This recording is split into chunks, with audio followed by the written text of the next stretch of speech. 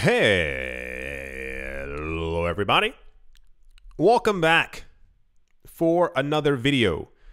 Hope you're all doing great, that you're all doing well, and that you're all having a fantastic day. Leaving a like helps out the channel immensely. Writing a comment helps the channel even more, same as subscribing. All of these things are very much appreciated.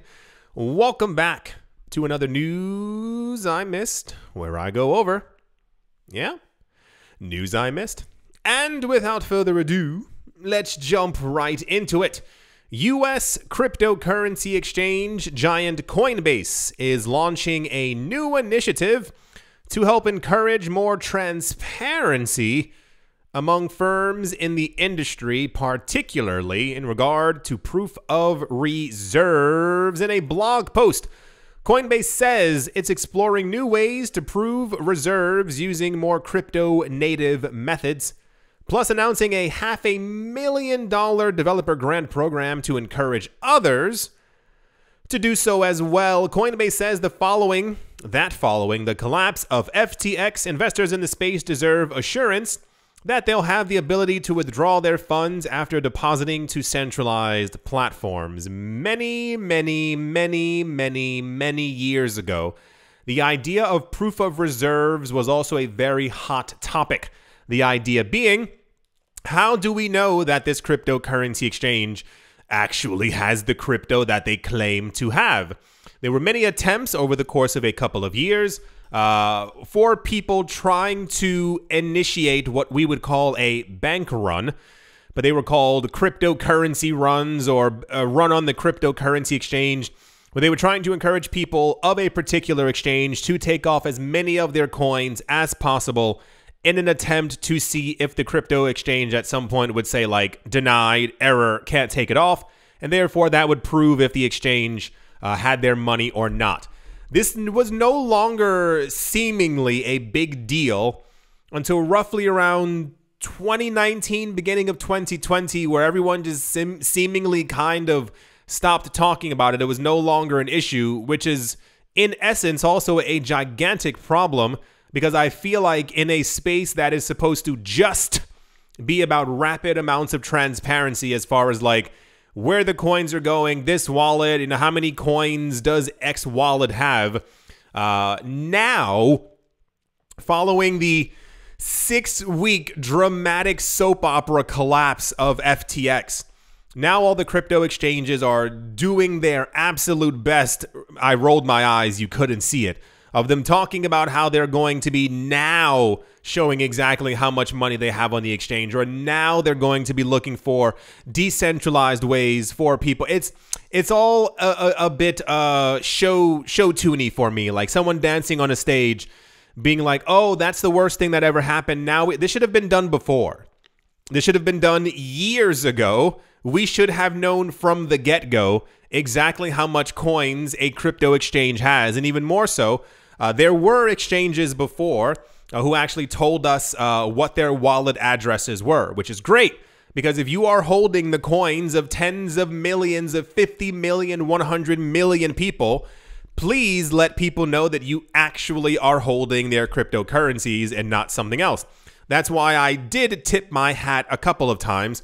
Whenever there was a gigantic movement of coins, we got news that we were supposed to be terrified because a huge amount of coins were on the move. And then Changpeng Cao went onto Twitter and was like, no, it's us. Everyone calm down. It's just us moving our coins. But for some reason, since the collapse of FTX, now everyone is talking about that we need proof of reserves. The really crazy part is, pay attention to this one, we've heard this before. Like I said, years and years ago, this was also a major topic.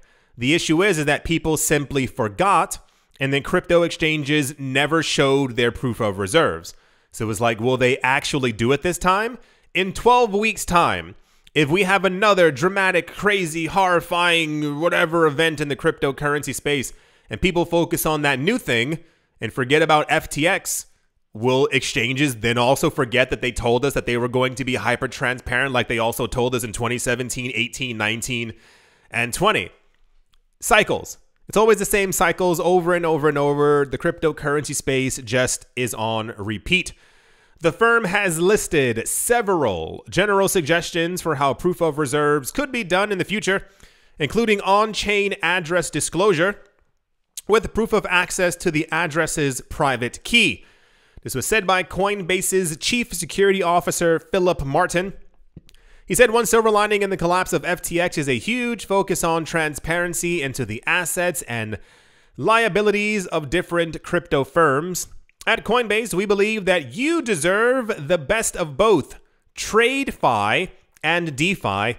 Today, we are the only company in crypto that is proving or providing the transparency and assurance of public company financial audits. For tomorrow, we are working towards a decentralized system where you don't have to trust us or any institution. You only need to trust the math. Everything should be transparent, immutable, and verifiable to all. This should have happened from the get-go. I find this entire FTX thing so fishy. Something seems so completely off. I will tell you, we will probably never know if there is anything, but this entire kicking up dirt for the last month and a half seems so weird. Even the idea announcing, now you deserve transparency. Did we not deserve it before? We gave you our coins. This is why even during the collapse of many other cryptocurrency exchanges, FTX is not the first one.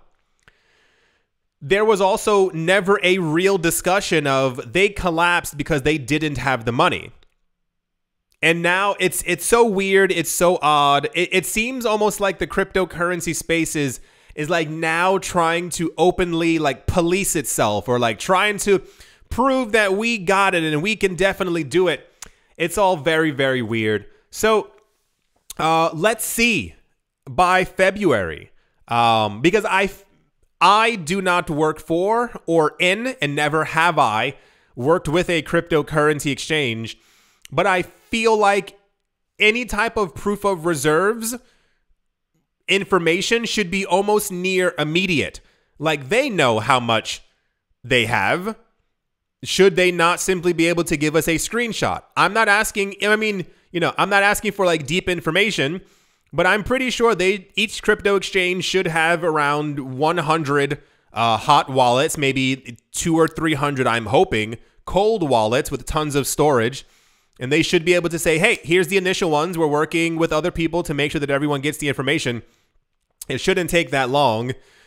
So that's the Coinbase is trying to figure out how to be more transparent only after the collapse of FTX. I hope they stick with it, because I have a feeling there's definitely another exchange who's not what they say they are. Not pointing any fingers, but it's more of a, once again, FTX was not the only exchange doing what they did. That's the Coinbase transparency news. And yeah, let's move on. Also in the news, Binance announced on the 24th of November that it is spearheading the creation of a so-called Industry Recovery Initiative, or an IRI, on Bloomberg Television. New details about the project to lead the change when it comes to protecting consumers and rebuilding the industry have now been released on their blog. The company wrote, "As a leading player in crypto, we understand that we have a responsibility to lead the charge when it comes to protecting consumers and rebuilding the industry. Binance has committed $1 billion with a B dollars to the fund at a public address, with an additional $1 billion to be added in the near future if the need arises. Jump Crypto, Polygon Ventures, Aptos Labs, Animoca Brands, GSR, Kronos, and Broker Group have committed an initial $50 million between them to participate in the fund. According to Binance, 150 other companies have also applied to participate." Here's the tweet for it right here. So after the Still, dramatic collapse of the cryptocurrency market prices and crypto exchanges and other lenders and borrowers and you name it. Crypto exchanges are now also coming out to announce, because Binance was the first to talk about transparency in the last 6 weeks.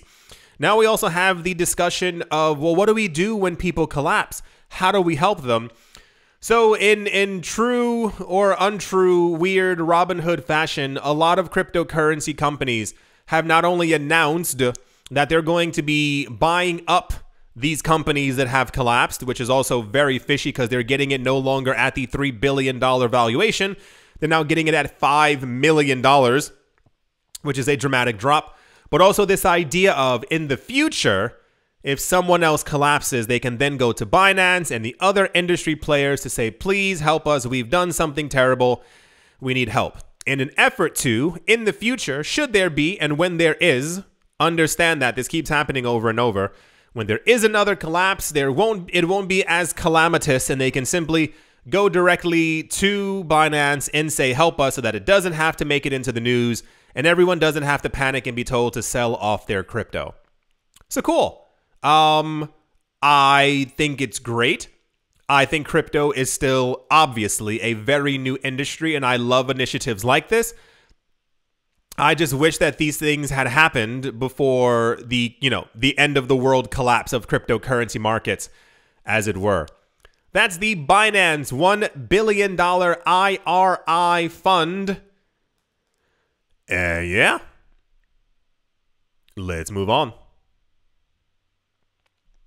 Also in the news, Gridless, a Bitcoin mining company that helps generate new sources of energy in rural communities in East Africa, said on Tuesday that it had secured another $2 million in seed investment rounds led by Bitcoin venture capitalist firm Stillmark and payment company Block, a firm that is led by Jack Dorsey. The investment will support the company's expansion of Bitcoin mines across African markets. In this first year, Gridless started 5 projects in rural Kenya with African hydroelectric company Hydrobox, 3 of which are operational. The company plans to expand to other East African regions in the near future. Gridless designs, builds, and operates Bitcoin mining sites alongside small-scale renewable energy producers in rural Africa. Where excess energy is unused, Gridless serves as the anchor tenant, financing the construction and managing the operations of data centers in rural communities where traditional industrial or commercial customers are unavailable. This was actually quite popular news when this popped up, and I will chalk it up to the fact that most weird news tends to be quite popular. Like whenever you hear that Coinbase or Binance got new paperwork from Ireland or Germany or something like that, we don't typically get much like Bitcoin mining news. So I guess now that we got it, it's popular. Jack Dorsey, for those of you who don't know, is quite obsessed with the fact that he believes that Bitcoin will eventually be the only coin. And he mentioned him and Charles Hoskinson, but I'm not sure how it's going on the Hoskinson front, that they believe that Africa, Latin America, and Southeast Asia will be the biggest winners when it comes to wealth generation for the cryptocurrency space. So I assume this is why we're hearing of them trying to expand across Africa. I don't know the numbers, but I would also assume maybe solar electricity is probably a lot cheaper there than many other places. It's also, hear me out here, it's also nice to see like other like Bitcoin mining anything happening in Africa as well. Why, you might ask? Have you ever looked at a map of where all the Bitcoin mining systems are? It's usually just in the States and like Western Europe. There's like a couple in Asia, but they're like heavily centralized in a couple of places. Wouldn't it make a lot more sense to have tons of them, or as many as in the States or in Europe, within Africa and Latin America? Because hear me out here, just in case there's a power outage or something happens, wouldn't you want other continents to be able to pick up the slack and or also help in the event that there is a 51% attack? The nodes are then more decentralized, which help Bitcoin become more decentralized as well. So cool. I hope they do what they need to do. I'm being lightly cynical because it's backed by Jack Dorsey, so he loves Bitcoin. Like, I don't think as much as you love air in your lungs, like, Bitcoin is it to him.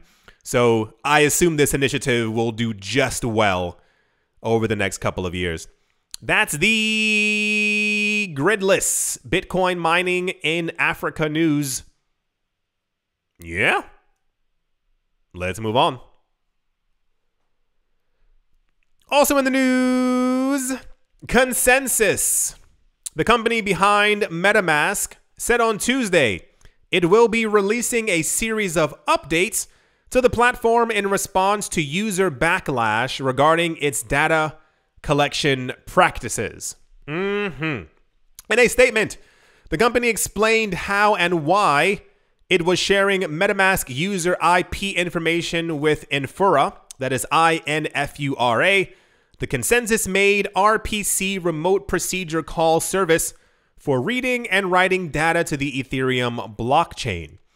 A change in wording in the consensus user agreement last month revealed that MetaMask, by default, shared users' transaction data with Infura alongside their IP addresses. Yeah, I know.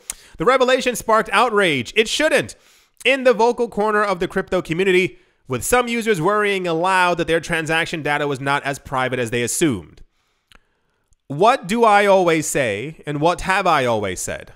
I'm not sure why people keep pretending, and I think some people aren't pretending, to be shocked or appalled that a company that has offices is centralized, or that they were collecting user data.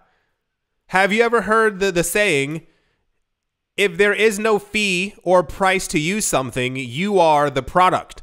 They have to make their money from somewhere.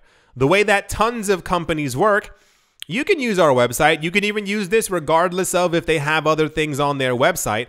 Usually, they're collecting user data in some form to then sell to or give to another company.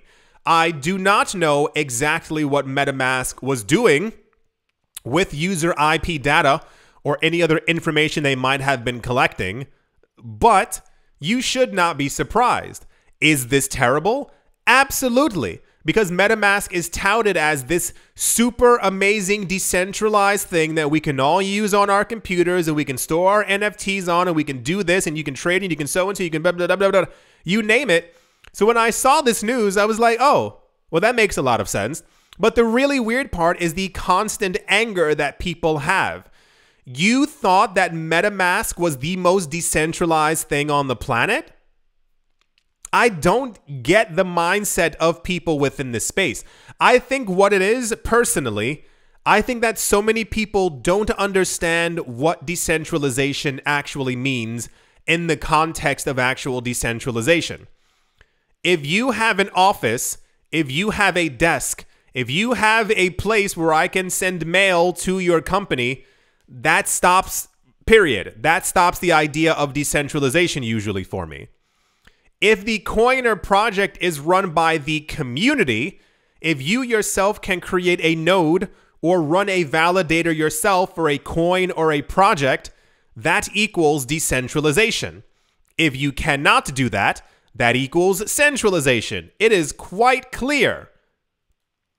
Over and over, this keeps happening, and a lot of people were really mad at MetaMask. Oh my gosh. It's kind of like, for those of you who missed that boat, a year or two ago, there was a situation where a lot of crypto exchanges around the world were told to freeze transactions that came from X place. I don't remember exactly what place it was, and people were furious. Also tying into that news, years and years ago, this no longer makes it into the news, but they still exist, the idea of dirty coins. What's a dirty coin? Well, I'll tell you. The idea is that, let's say a Bitcoin is mined, and you get that Bitcoin, and you're like, I want to buy a pair of socks. You buy a pair of socks. Those coins then get transferred to the company. The company transfers it to another company who then changes the money back into dollars. They take those coins, put it back onto a cryptocurrency exchange, and resell it. At some point, someone buys the coins, and then they end up purchasing something nefarious on the internet. This coin now has tons of, I think it's called Input output? No. What's it called? Input output? Ah, crap. There's a certain word that shows like all like basically the list of transactions that have ever touched said coin. At some point, they buy something illegal where they live. People find out and they blacklist that set of coins and that address. And it kind of goes backwards, and basically anyone who touched that coin before or after ends up being put onto a blacklist. So if someone received the coins after that and they tried to deposit it onto Coinbase or to Gemini or sometimes even to Binance, it says no, like you cannot send it here because your address has been blacklisted. And people were like, well, how's that happening? These coins are decentralized. Yes, many of the coins projects themselves and their blockchains may be decentralized, but you are sending it to a centralized entity in Coinbase. They are a company. They follow rules and regulations from regulators around the world. So of course, you have to follow their rules when you are using a centralized entity. Right. In its statement, Consensus clarified that it would only collect wallet and IP addresses information in connection with write requests, also known as transactions, when MetaMask users broadcast transactions through Infura's RPC endpoints. They said, we do not store wallet account address information when a MetaMask user makes a read request through Infura, for example, in order to check their account balance within MetaMask. According to MetaMask co-founder Din Finlay, the platform began collecting and sharing IP-linked transactions back in 2018 in order to prevent network overload and to monitor pending transactions. One of the saddest stories that will come from this industry, especially in the future, is how idiotic people now will look to people 20 years from now when they thought that everything was decentralized. MetaMask is a company. I do not know where they are, but I assume they have an offices, people working. It is a system. You know, it's not running by itself. I don't think you can run a MetaMask node by yourself. It's the same thing over and over. So apparently they've changed some wording in their settings or the things that they have, and they're not doing as much as they thought people were doing and blah, blah, blah. And it's the same thing over and over. So I hope that you were not shocked by this news. And even more so, here's a weird one. I hope you don't stop using MetaMask. Why? Because your data has been collected for the last 4 years already. So you stopping it now isn't going to, oh, the government's going to be like, well, we can't follow them anymore. They stopped using MetaMask. So many things in this space are centralized, and no one understands what decentralization actually means. And this is where we fall into the trap over and over of these things constantly happening and people being confused why they can't take their money out of a cryptocurrency exchange, why they can't put money onto a cryptocurrency exchange, or why these companies are collecting their data or do rug pulls. It's because 99% of things in the space are not decentralized, and they never will be. It's only going to get more centralized with other entities within the space. That's the MetaMask. Last 4 years has been collecting user data news, and people, there was, terrible backlash because, they're a centralized company news. Yeah. Let's move on.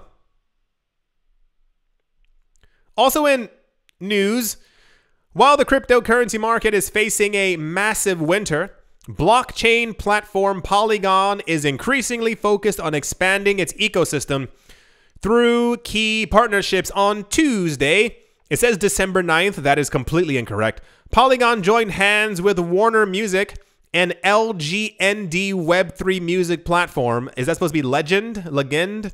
To build a new digital collectibles platform. By collaborating with some of the world's leading organizations, Polygon has become a leading on-ramp to Web3. With its latest partnership, Polygon will introduce music NFTs to the market in an open, sustainable, and permissionless, there's that word, environment. The official announcement reads, LGND Music enables you to play music collectibles or virtual vinyl, on the go, Also, select Warner Music artists will launch their digital collectibles and connect fans with special content and experiences with a seamless, easy-to-use on-ramp. You can buy and own music tokens even if you're not familiar with digital collectibles. The idea a couple of years ago when NFTs were like really getting started and everyone was kind of confused about them, there were a couple of companies and like music companies, creators, I don't know what you want to call them, who began to release musical NFTs. And I think one of the most popular ones was, it wasn't Run DMC. Was it Wu-Tang? Maybe. It was some older band like that you know, came out years ago.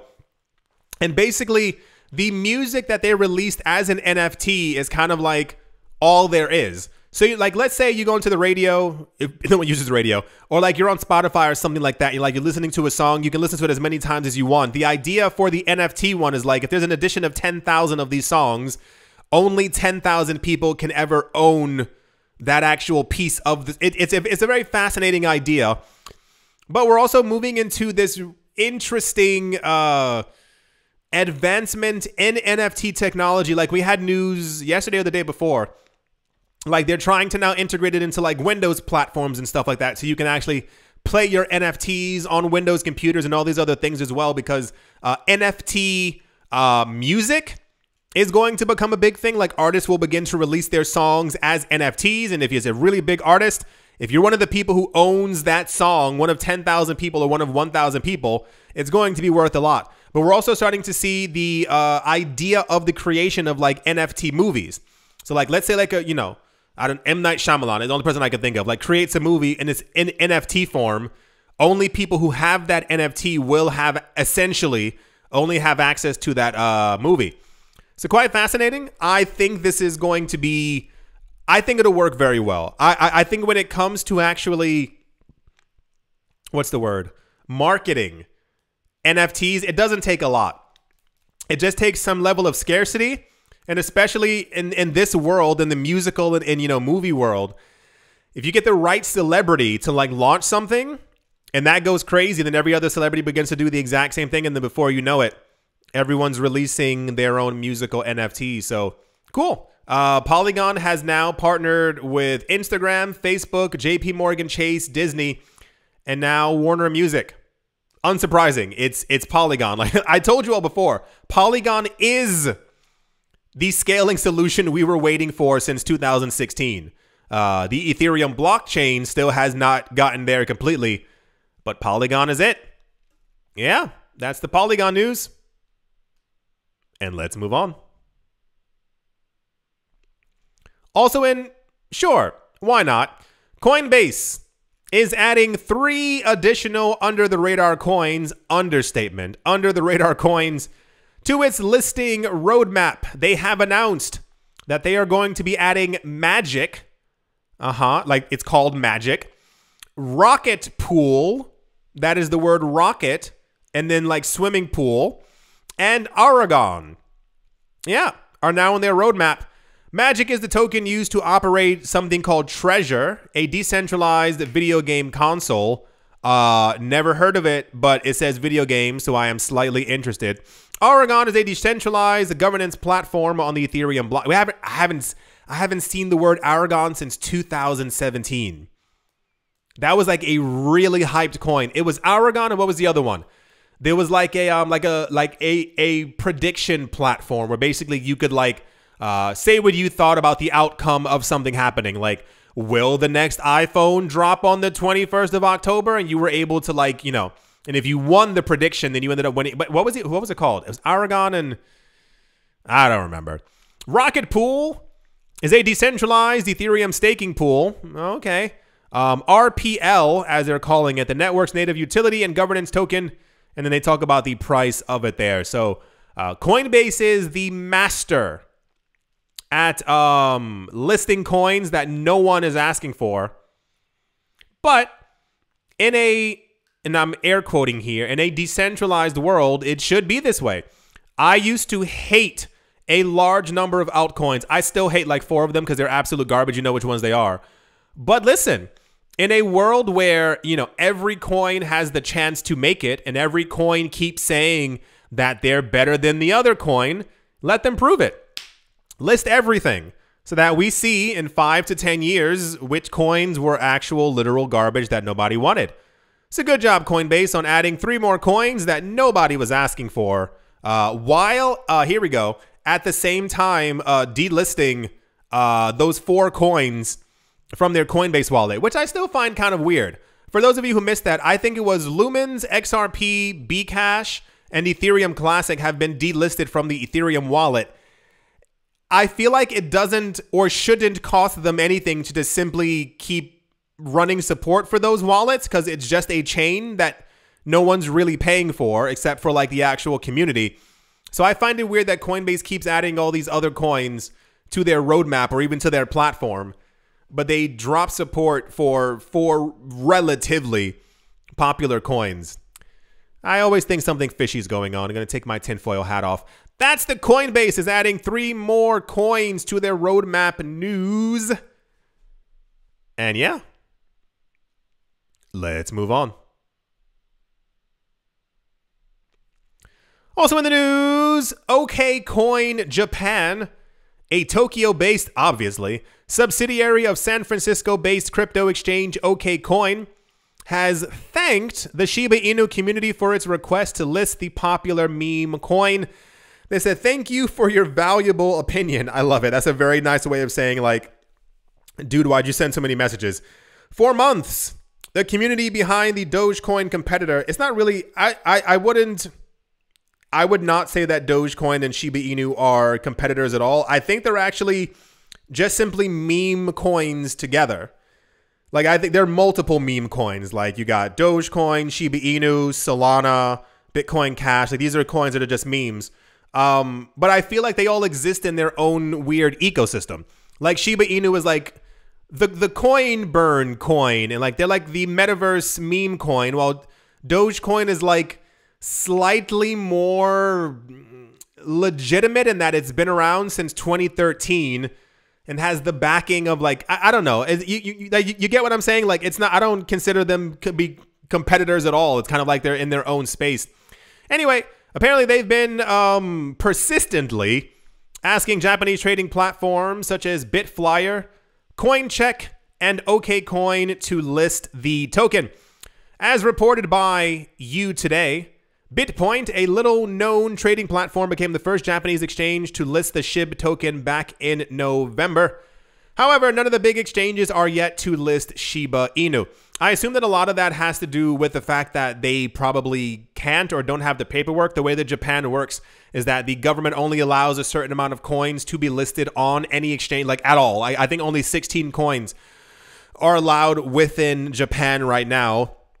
So maybe they're doing the paperwork, or maybe also like a lot of times it has to do with trading volume. They look at trading volume from other exchanges, or they look at how popular a certain coin is on social media, and then they kind of decide if they want to list it. So maybe it just takes a little bit more time.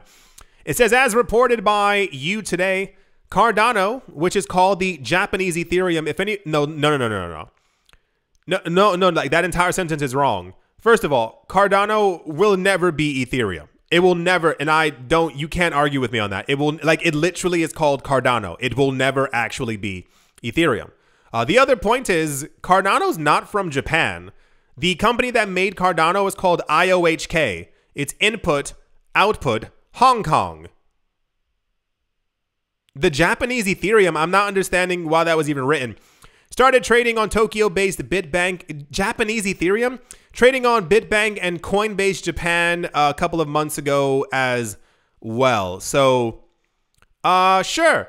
Why not? I think we're just back at that time once again where everyone wants their coin to be listed somewhere on a cryptocurrency exchange, because if or when we have the next bull run, you want your coin to be on as many places as possible to increase your transaction volume, and how many coins are also, in the case of Shiba Inu, are being burned. Because a lot of people, don't forget the narrative, a lot of people think that next bull run, we will get to a $1 Terra Luna and at least a 1 cent Shiba Inu coin, which I think would just be spectacular, because I want to see these things happen. Like, I'm tired of people, you know, I want to see the crazy stuff.